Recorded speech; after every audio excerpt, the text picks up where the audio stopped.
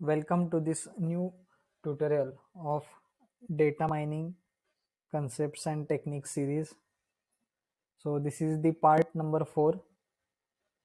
In this part we will see the data processing. So we will mainly focus on why pre-process the data. What is the need of data processing in general. So in detail we will see the reasons to data processing, data pre-processing. So let's get started. Why data pre-processing? Data in the real world is dirty. In general, we can say that the data is dirty in the real world. So what is the meaning of dirty here? Dirty means first incomplete. So the data may be incomplete, that is lacking attribute values, lacking certain attributes of interest, or containing only aggregate data. So that is the meaning of incomplete. For example, occupation is equal to empty double quotes. So this data is incomplete. The example says that. So another reason for data is being dirty is noisy. What is noisy? It containing errors or outliers. If the data contains the errors or outliers, then that data called as a noisy data. For example, salary is equal to in double quotes -10. So salary never be a minus value, never be have a minus value. So this data contains error or outliers. So it is noisy. Third, inconsistent. Inconsistent means containing discrepancies in codes or names. For example, age is equal to 42 and birthday is equal to 03/07/1997. Here, if we consider the age, then the birthday is not matching, or if we consider the birthday, the age is not matching. So this data is inconsistent. Second example, was rating 1, 2, 3, now rating ABC. So there is no relation between 1, 2, 3 and ABC. So this is inconsistent. Third example, discrepancy between duplicate records. So in above examples, we have seen the discrepancy between duplicate records. So why is data dirty? We have seen these reasons, that is incomplete data may come from not applicable data value when collected, different consideration between the time when the data was collected and when it is analyzed, human, hardware or software problems. Noisy data may come from, that is incorrect data may come from faulty data collection instruments, human or computer error at data entry, errors in the data transmission. These are some of the sources for noisy data. So sources for the inconsistent data are different data sources, functional dependency violation, that is, for example, modify some linked data, and duplicate records also need data cleaning. So why is data pre-processing important? The importance of data pre-processing in general. So no quality data, no quality mining results. If the data is not the quality data, then how come the results will come quality? Or how the quality mining results come? So there is no chance when the data is not quality data. So quality decisions must be based on quality data. For example, duplicate or missing data may cause incorrect or even misleading statistics. If the data is missing or duplicate, then the results will be misleading. So data warehouse needs consistent integration of quality data. So if you want to have an output of good quality, then the data will be good, or data need to be quality data. So data extraction, cleaning and transformation comprises the majority of the work of building a data warehouse.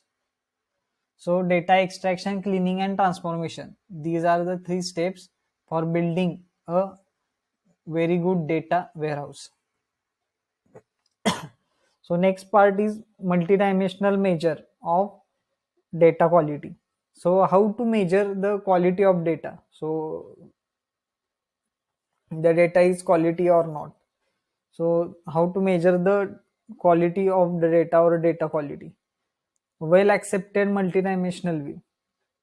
That is, if the data having accuracy, completeness, consistency, timeliness, believability, value added, interoperability, accessibility, then that data is called as a quality data.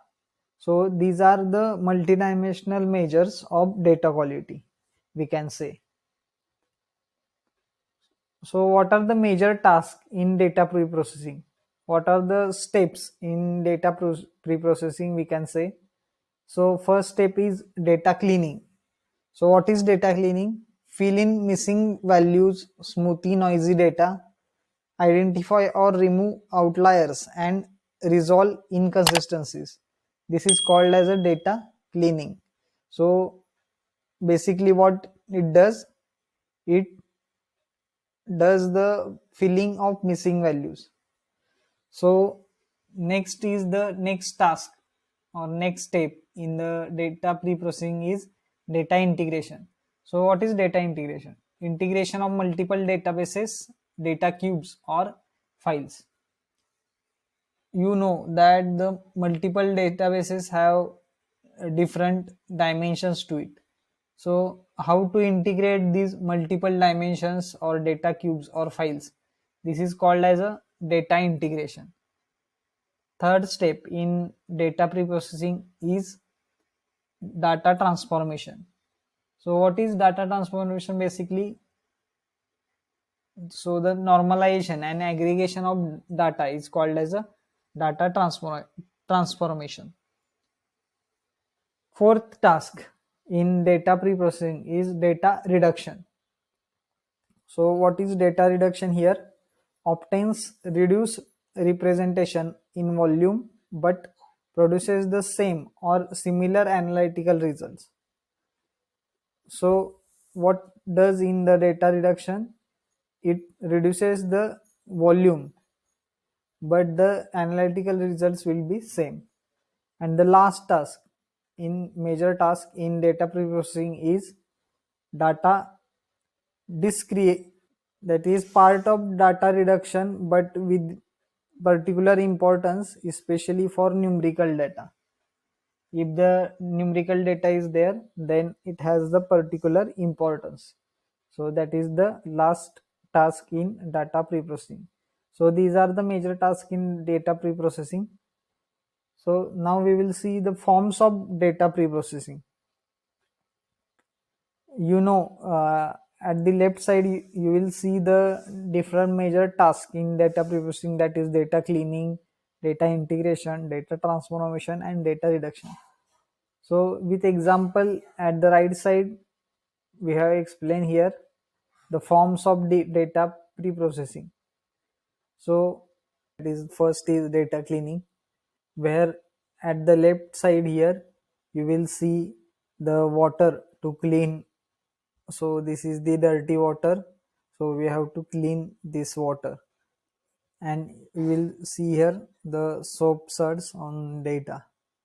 So if we apply the data cleaning process, so this is the output where the clean looking data will be here.